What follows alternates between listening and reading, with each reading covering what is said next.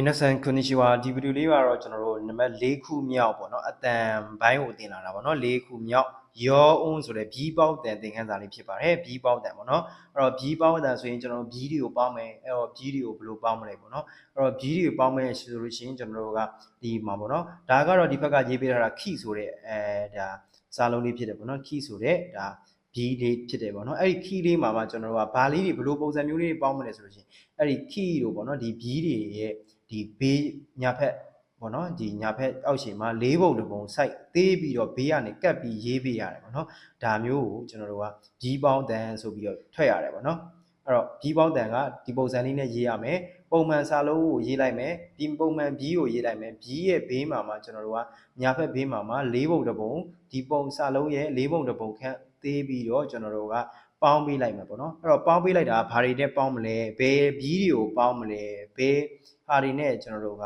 ဘီးပေါင်းမလဲပေါ့နော်ထပ်ပြီးလေ့လာကြအောင်မနော်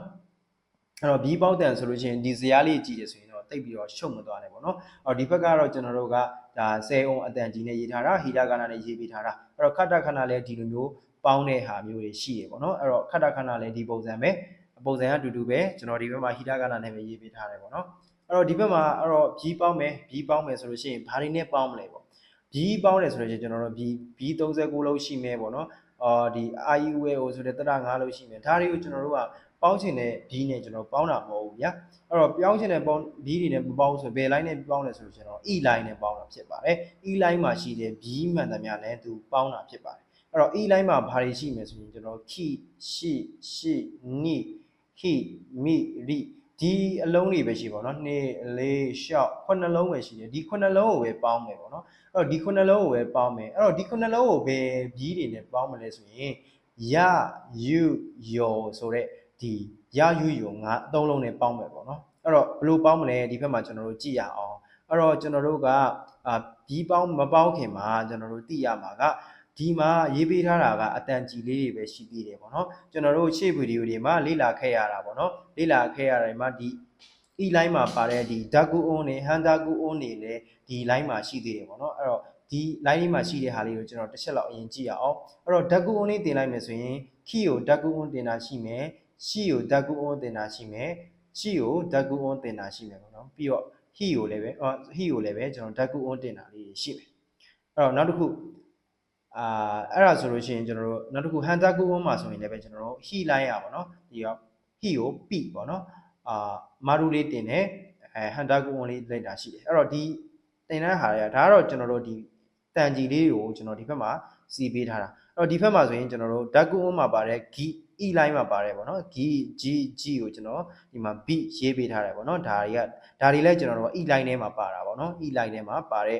ဒါ B တွေဖြစ်တယ်နောက်တစ်ခု Hunter ကူမှာပါတဲ့ကျွန်တော် P ဆိုတဲ့ဟာလဲဒါ E line ထဲမှာပါတဲ့ B တွေဖြစ်တယ်ပေါ့နော်အဲ့တော့ဒီဘက်က9လုံးရဲ့ဒီဘက်ကကျွန်တော်တို့2 4 5လုံးရေပေါ့နော်အဲ့ဒါတွေကိုပဲကျွန်တော်ရယူယုံနဲ့ပေါင်းမယ်ပေါ့အဲ့တော့ဘယ်လိုလေးအတန်ထွက်မလဲကျွန်တော်တို့ကြည့်အောင်အဲ့တော့ခိကတော့အကြီးပုံမှန် site နဲ့ရေးရမယ်ဒီရယူယော်တွေကကျွန်တော်တေးသေးလေးဘေးမှာ၄ပုံတစ်ပုံ site သေးပြီးတော့ရေးရမှာဖြစ်ပါတယ်အဲ့တော့ကျွန်တော်တို့ကခိနဲ့ရနဲ့ပေါင်းရင်ခက်ခိနဲ့ယူနဲ့ပေါင်းရင် Q ခိနဲ့ယော်နဲ့ပေါင်းရင်ကျော်ပေါ့နော်အဲ့လိုမျိုးတွေထွက်ရမယ်အဲ့တော့ကျွန်တော်ရှရှုရှောရှရှုရှောညညုညောဟျဟျဟျောမြမြုညောဒီမှာဆိုရင်ကျွန်တော် my ဖြစ်နေပေါ့နော် myu ဖြစ်ရမယ်နော် myu လေးတစ်လုံးကြံခဲ့ရနော် myu ဖြစ်ရမယ်မျောဒီမှာ re ဆိုရင်ပဲလျယူယေ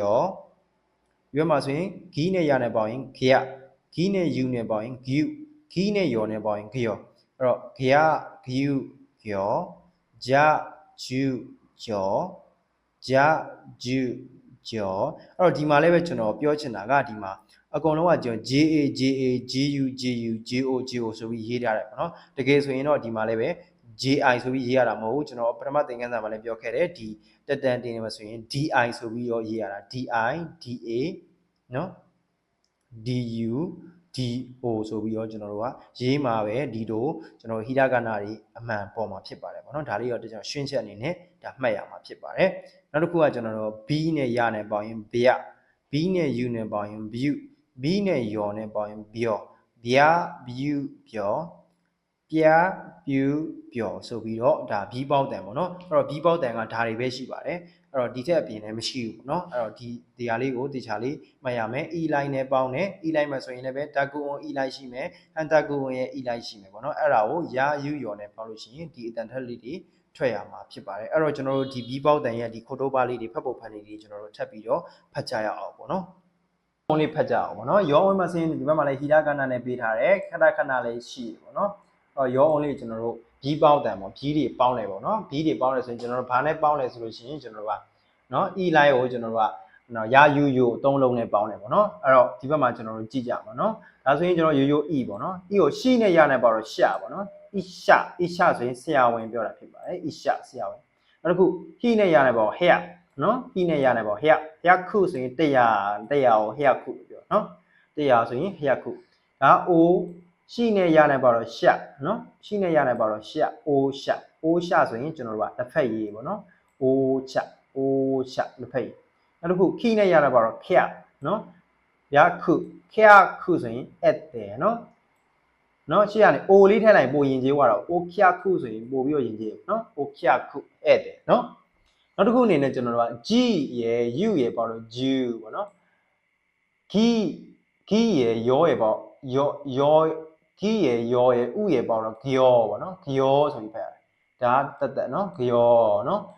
ဂျူကျော်ဆိုရင်စာတင်ချိန်เนาะဂျူကျော်ဆိုရင်စာတင်ချိန်ကိုပြောတာเนาะ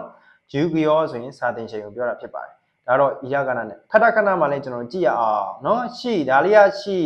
ရောက်တသေးလေးရေးထားတယ်လေးပုံတစ်ပုံစေးပြီးရေးထားတယ်အဲ့တော့ရှိနဲ့ရတယ်ပေါ့တော့ရှာ